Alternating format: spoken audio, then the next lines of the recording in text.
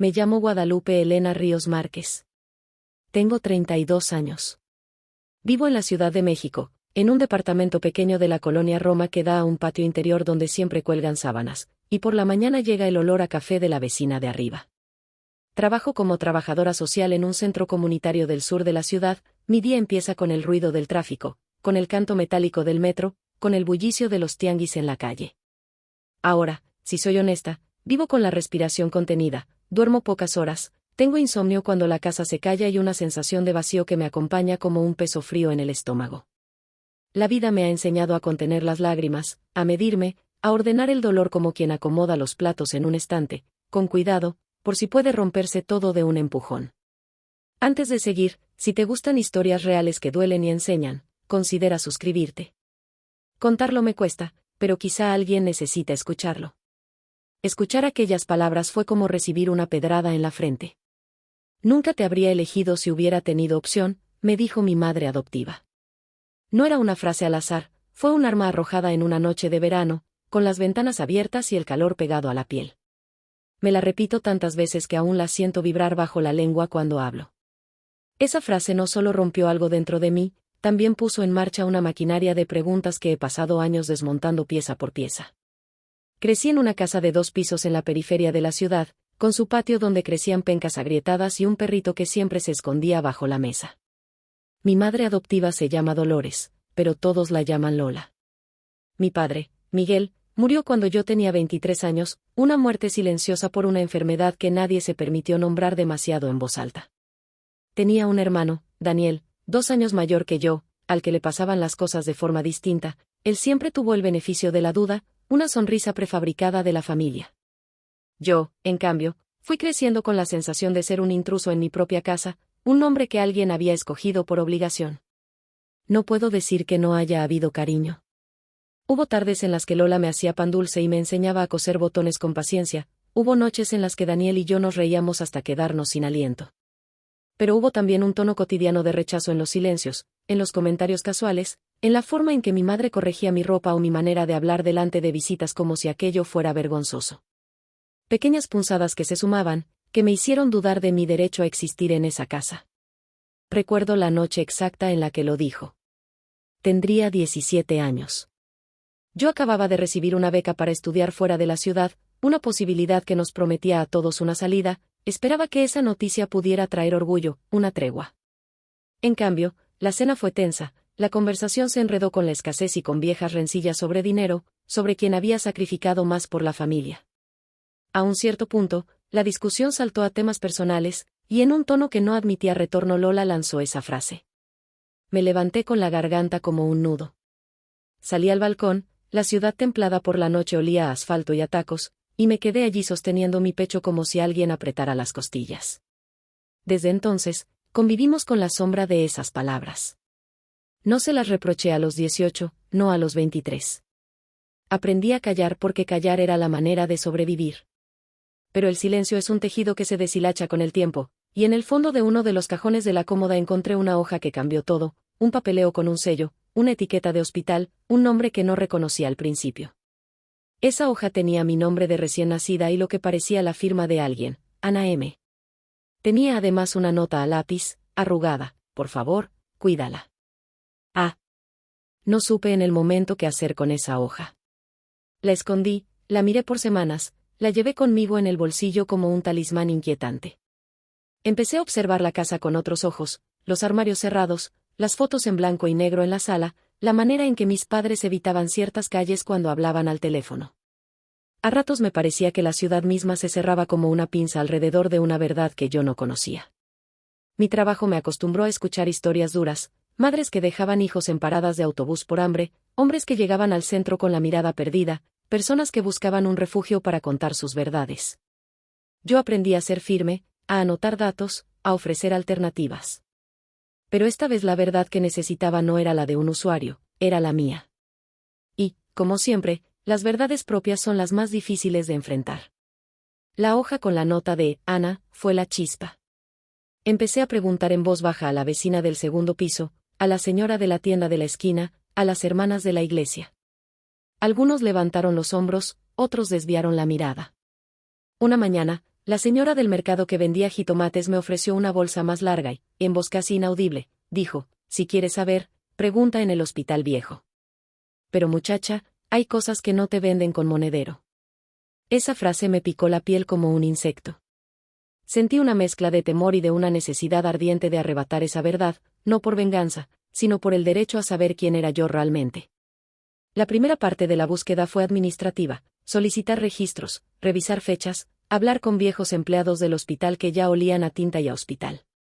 Había papeles, sellos que no coincidían, testimonios difusos. Pero también había gente que recordaba a una chica joven, pálida y asustada, que llegó una noche con un bebé en brazos. Nadie recordaba su apellido con certeza, algunos dijeron una Ana, otros una muchacha del campo. Y una anciana enfermera, con la memoria vacilante pero el gesto afirmativo, me dijo algo que me heló, la señorita Dolores vino el mismo día. Llevaba flores y una cara dura. Dijo que la niña se quedaría con ella. Me paré en el pasillo del hospital como alguien que escucha un dictamen, la verdad estaba allí, pero era rugosa, difícil de agarrar. En el camino de regreso a casa la ciudad me pareció demasiado ruidosa, el olor a comida que se filtraba por las ventanas me recordaba a esa hora en que Lola horneaba pan, a cómo la casa podía oler a algo a la vez dulce y amargo. No quiero que este relato sea solo una cadena de hechos, lo que me interesa es el pulso del miedo y del deseo, el frío en el vientre cuando piensas que tu historia tiene grietas, el latido que acelera al tocar algo prohibido, la mano que tiembla cuando descuelgas el teléfono para llamar a alguien que quizás no quieres escuchar. Si esto te está llegando, si sientes alguna punzada parecida, no estás sola. Si algo de esto resuena contigo hasta ahora, un me gusta ayuda a que más historias como esta tengan voz. Y, si te sirve, cuenta en los comentarios algo parecido que te haya pasado, leo todo y a veces respondo en la madrugada. Termino esta parte con la imagen de la hoja arrugada en el cajón y una ciudad que parece no saber si protegerla o devorarla. Mi decisión, en ese momento, fue empezar a caminar hacia la verdad aunque sintiera que cada paso me alejaba de la casa que me había criado. No era valentía, era necesidad. Y así empecé a buscar a Ana, sin saber si la verdad sanaría algo o solo abriría una herida más grande. Buscar a Ana supuso viajar por calles que apenas conocía y regresar otras tantas veces a la misma cocina donde mi madre adoptiva ponía tortillas con manos acostumbradas. Fue un año de preguntas que abría cada madrugada, revisar registros, tomar notas, llamar a números que no contestaban, visitar cementerios de papeles. En ese proceso fui desdoblándome, la trabajadora social meticulosa por la mañana, la hija que evita preguntas por la tarde, la investigadora angustiada por la noche. Recuerdo los días de lluvia, cuando la ciudad olía a tierra mojada y las calles brillaban como espejos. Fue en una de esas tardes que hablé con doña Elvira, una mujer que había trabajado como custodia en el hospital por décadas. Nos sentamos en el umbral de su puerta, con el sonido lejano del metro y el olor del frijol cocinándose en su cocina. Sus manos eran mapas de venas, me miró con ojos que no buscaban agradarme y al final dijo, Dolores siempre fue mujer de tener motivos. ¿Pero Ana? Ana fue una muchacha asustada. No pienses que todo fue culpa de una sola persona. Esa ambivalencia me hizo comprender que las historias no tienen un solo villano. Cuanto más preguntaba, más veo que la casa donde crecí era una pequeña estructura con muros porosos, dejaba pasar rumores, chismes, resentimientos. En la escuela me decían que debíamos agradecer por tener techo, en la calle otros niños hacían chistes sobre lo que no comprendían. Aprendí temprano a abrir una sonrisa en el momento adecuado para que nadie descubriera la grieta profunda que llevaba en la espalda. Al mismo tiempo, mi relación con Daniel se fue tensando. Él había heredado la naturalidad de la casa, su risa ocupaba más espacio, su nombre se pronunció con orgullo en las sobremesas. Hubo una vez, después de una cena con primos, en la que le pregunté con voz baja, ¿te acuerdas de lo que dijo mamá aquella noche? Él sonrió como quien no quiere abrir una herida que no es suya. Guada, ella las dice enojada. No significa que lo piense, dijo, y se fue al patio a fumar. Su indiferencia me dolió tanto como las palabras de mi madre, su defensa implícita de la versión familiar lo convirtió en otro muro. Un día, hurgando entre papeles para un trámite banal, encontré una carpeta con fotografía, una imagen en blanco y negro de una mujer joven, con la mirada cansada, sosteniendo a una bebé envuelta en una manta. Al reverso, con letra temblorosa, alguien había escrito, Ana y su niña. 1993 era la prueba física de que había existido una intención. También había una carta arrugada que no venía firmada, con frases que ardían en la lengua, no puedo cuidarla. No tengo un lugar. Lola me dijo que la cuidaría. Fue la evidencia que faltaba para empujarme a buscar a Ana sin contemplaciones. Las búsquedas me llevaron a pueblos en la periferia, estaciones de autobús con ventiladores que giraban lentamente, mercados donde el chile seco apestaba a humo y humedad, casitas de adobe. Recorrí con mi mochila una ruta que olía a tierra, a ropa tendida, a café pasado. La gente hablaba de recuerdos fragmentados. Sí, ¿hubo una joven? No, no sé su apellido. Pero si buscas a alguien con el nombre de Ana, quizá la encuentres en el nombre ficticio. Lo que más me dolió era imaginar la soledad de una mujer que había decidido darme a alguien que no era yo misma. Cuando por fin la encontré, fue en la sala de una casa pequeña con cortinas de crochet y una tele que sonaba a volumen bajo. Ana, porque así se presentaba, con esa simpleza de los que saben que los nombres son salvavidas, tenía la piel curtida por el sol y las manos de quien ha trabajado toda la vida. Sus ojos, sin embargo, eran sorprendentemente jóvenes. Nos miramos como dos desconocidas con algo en común, el mismo rostro lateral, tal vez la misma comisura de la boca. Ella me tomó las manos sin hacerse la pregunta obvia, sus dedos eran ásperos, cálidos. Guadalupe, dijo, nombrándome por el nombre que nunca escuché de su boca. Siempre supe que te buscabas. Su voz no tenía rencor, tenía resignación y una tristeza que podía partirse en dos. Me explicó lo que en partes ya intuía, que era joven, que tuvo miedo, que había existido una presión social que obligó, porque la palabra obligó, pesa, a dejarme en manos de personas con más recursos. Dolores dijo que era por tu bien, murmuró. A mí me prometieron que te vería cuando pudieras entender, que podríamos mantenernos en contacto. Te juro que hice cartas, pero no siempre llegaron. Las cartas, ahí estaba otro hilo que se desenredó. Ana me mostró una caja con sobres viejos, la tinta borrada por el tiempo. En una, fechada a los 2 años de mi vida, había una frase que me arrancó lágrimas: te nombro Guada porque en mi pueblo siempre hay Guadalupe en las madres que son fuertes. La caja olía a polvo y a algo que era casi memoria. Sentí que mi nombre tenía un eco más antiguo que la casa que me crió. Pero la conversación con Ana trajo también respuestas que quemaron. Ella habló de dinero intercambiado, de promesas incumplidas, de la vergüenza de quedarse sola. Me contó que en una ocasión llegó a la puerta de mi casa a pedir verme y que le cerraron en las narices.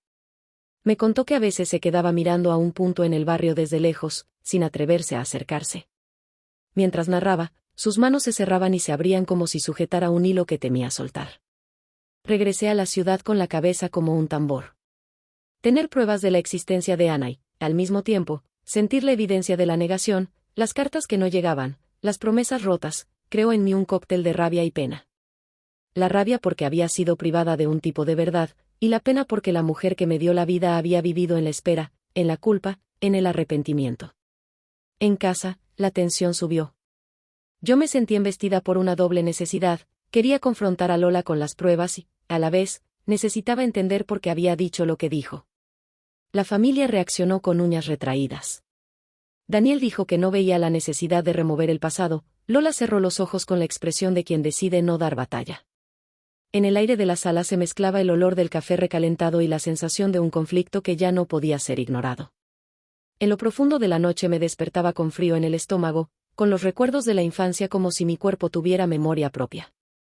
Tenía episodios de insomnio, me levantaba, tomaba agua, miraba la calle y escuchaba al vendaval urbano. Las manos me sudaban cuando pensaba en la confrontación que se venía, la tensión física se volvió un cansancio que no se iba. Sentí que mi pecho se tensaba en cada discusión que abordaba el tema, que la tráquea se apretaba como si fuera a ahogarme la verdad. Si esto te está resonando, si tal vez hubo en tu vida una verdad que te dio miedo buscar, comparte en los comentarios. Tu experiencia puede ayudar a que otros sepan que no están solos. Un me gusta también ayuda a que historias difíciles como esta se oigan más. Al final de ese ciclo de búsqueda y retorno, supe que era hora de enfrentar a Lola.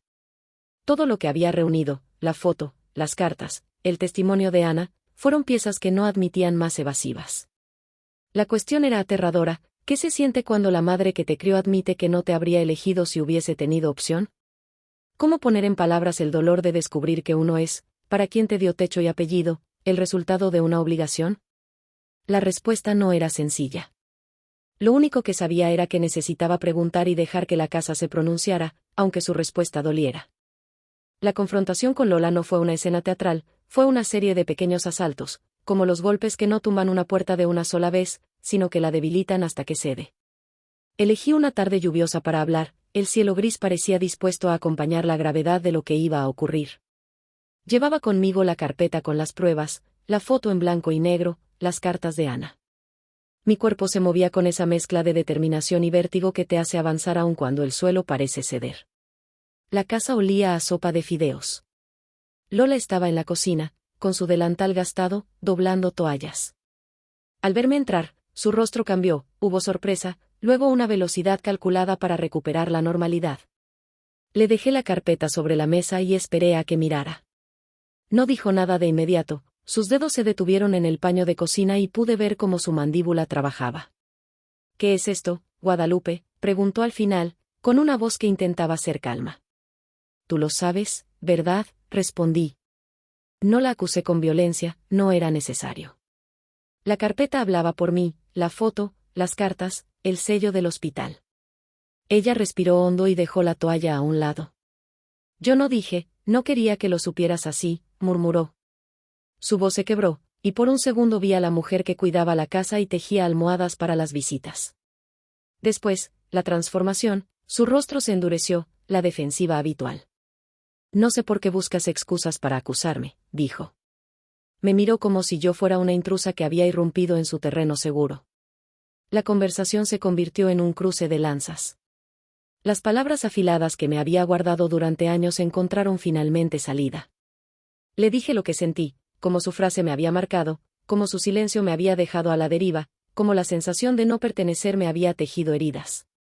Le mostré la evidencia que había reunido. «Ana vino, tú lo sabías», dije, y ella se quedó mirando el papel en frío. Y entonces algo inesperado ocurrió. Lola comenzó a hablar de otra verdad, una que rompía la línea de culpabilidad simple. Me contó de la época en que Miguel, mi padre, perdió el trabajo, de las deudas que se acumularon en el comedor, del rumor social que hacían imposible que una joven soltera criara a una niña en el pueblo. Habló de presiones, de amenazas veladas, de familias que miraban con desdén. Dijo que le ofrecieron a la niña y que hubo promesas de mantener contacto que ella creyó sinceras. Con cada palabra, veía cómo el recuerdo que tenía de ella se fracturaba en dos, la mujer que había cuidado de mí y la mujer que, a su vez, había estado prisionera de circunstancias. «¿Si hubiésemos tenido opción?», murmuró en un momento, dejando la frase colgando. Su voz era un hilo. «Si las cosas hubieran sido diferentes, quizá habría». No terminó la frase porque no pudo.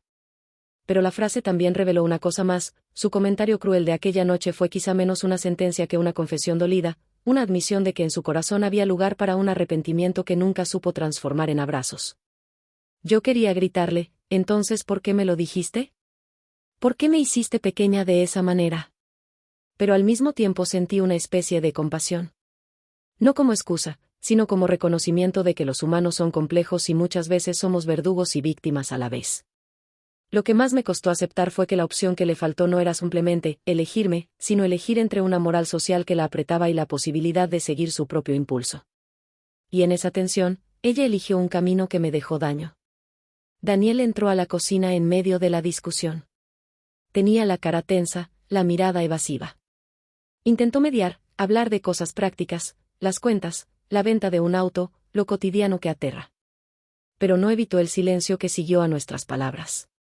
Allí, en la cocina con el olor a sopa, aprendí que no hay reconciliaciones fáciles cuando el daño atraviesa capas de culpa y de imposiciones sociales. Lo que yo no esperaba era oír a Lola confesar otra cosa, que, en un momento, alguien le había ofrecido dinero para hacerse cargo de la niña. Que Miguel no siempre fue protector, que él, en algunos momentos, miró a la niña con dureza porque le recordaba la mano que le habían negado y la precariedad en la que estaban sumidos. Éramos jóvenes, Guada, dijo Lola, con una voz pequeña. Y había hambre. Y el orgullo no ayuda cuando hay hambre. Fue una confesión que me dejó sin aliento porque me recordó que el mundo que formó mi infancia estaba hecho de contingencias, de hambre, de miedo, y que las decisiones, aunque justificables a la distancia, podían aplastar una vida. Aún así, hubo un momento de ruptura total. Le pregunté por qué me había dicho que nunca me habría elegido si hubiera tenido opción. Su respuesta, simple y brutal, fue, porque en mi cabeza había otra vida posible y esa otra vida no tenía que ver contigo. No fue una explicación que buscara redimirme, fue un espejo frío. Me dolió por lo contundente, por lo definitivo. Porque la frase no solo niega un acto de amor, sino que coloca la propia existencia en la categoría de accidente, de objeto que se acepta por falta de alternativas. Ese día, salí de la casa con las piernas temblando. Caminé sin rumbo por la colonia, con la lluvia que ya había cesado y el pavimento calentándose. Tenía en la boca un sabor metálico, y me dolía la garganta de tanto contener palabras.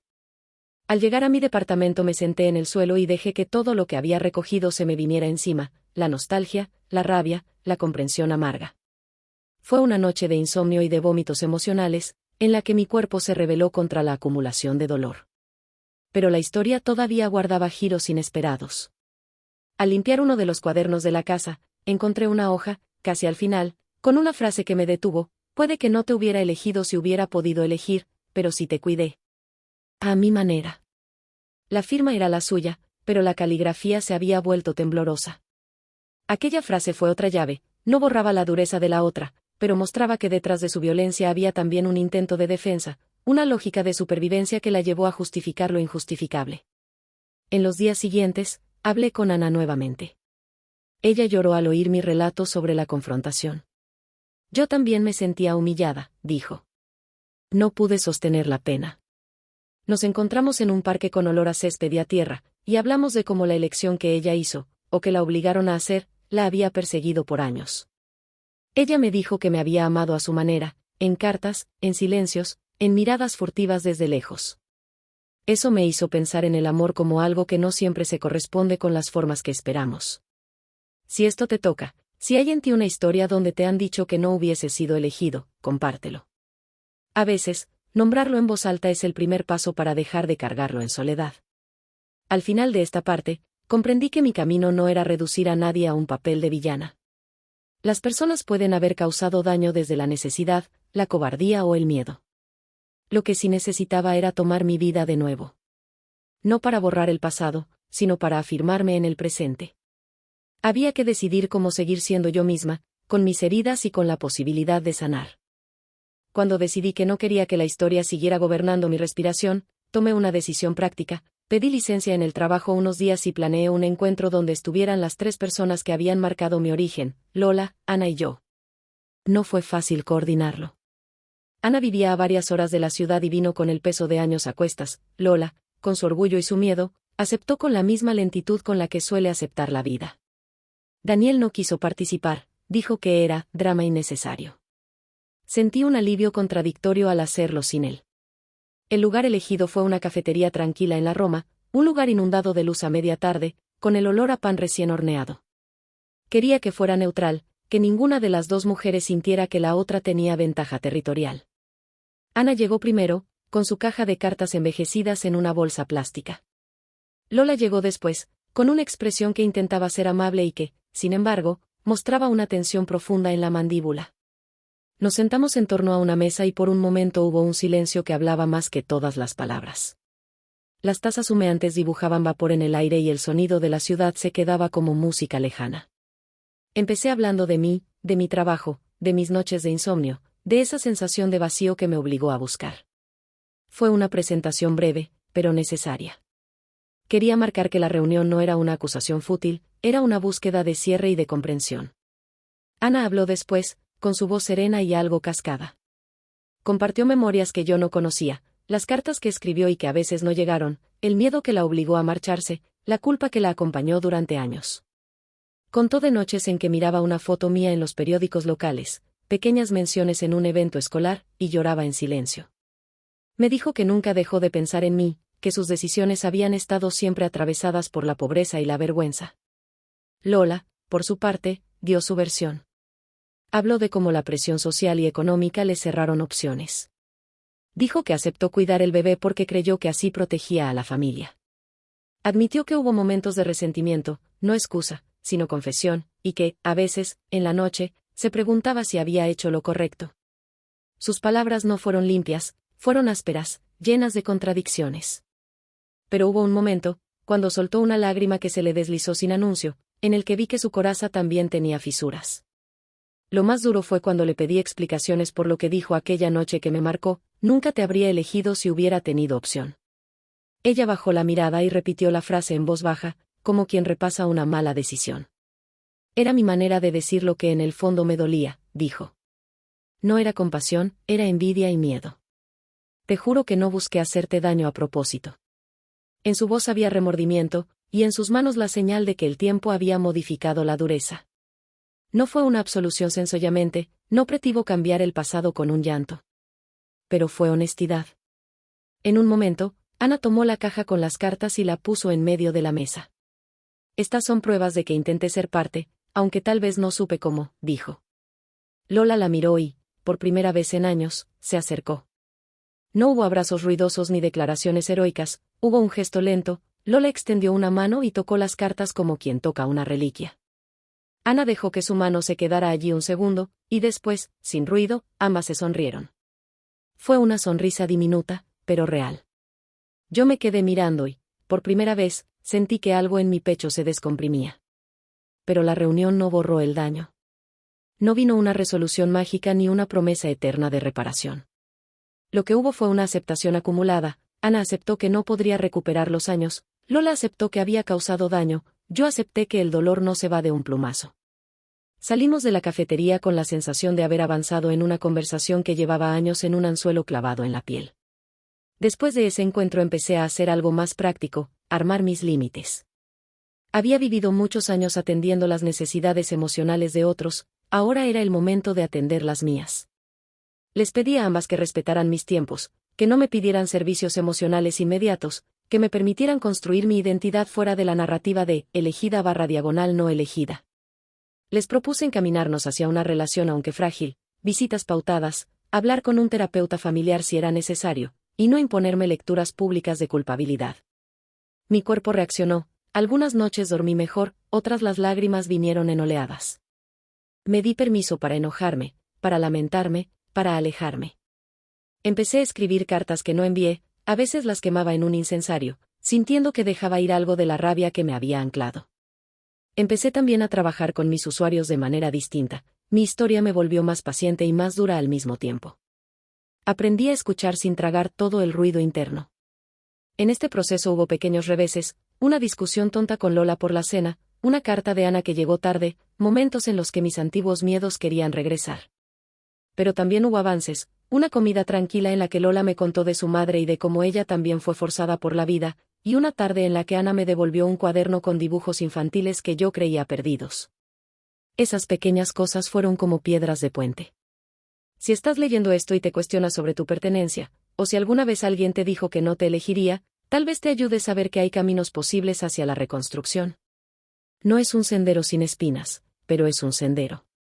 No olvides suscribirte si quieres seguir con las siguientes partes de esta historia, no prometo finales felices, pero sí honestidad. Al cerrar esa etapa, entendí que el amor se puede mostrar de maneras imperfectas. Y que la elección, esa palabra que tanto nos pesa, tiene diferentes caras, a veces es lo que te dan, otras lo que te niegan, y en ocasiones lo que decides hacer para ti misma. Elegir no es solo ser elegido, es también tomar la pluma y escribir tu propio nombre. Han pasado años desde la primera vez que escuché esa frase clavada en mi memoria. La llevo como quien lleva una cicatriz, visible cuando me miro de cerca, pero parte de mi piel. La historia no se cerró con una reconciliación milagrosa ni con una condena eterna. Fue una serie de pequeñas reparaciones, de límites puestos, de encuentros pautados y de silencios respetados. Si me preguntas hoy, te diré que sigo siendo la misma persona que salió al balcón a los 17 años con la garganta apretada, pero con recursos distintos para sostenerme. En estos años aprendí a nombrar lo que siento. Empecé terapia, algo que me ayudó a distinguir entre el daño infligido y mi responsabilidad frente a él. Aprendí a decir no, sin culpa y a reconocer que mi búsqueda por la verdad no era una venganza sino una necesidad de pertenecer a mi propia historia con honestidad.